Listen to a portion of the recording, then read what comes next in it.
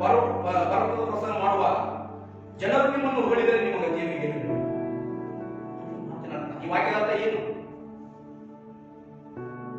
ನಾವು ಜನರಿಂದ ಹೊಗಳಿಸಿಕೊಳ್ಳಬಾರದು.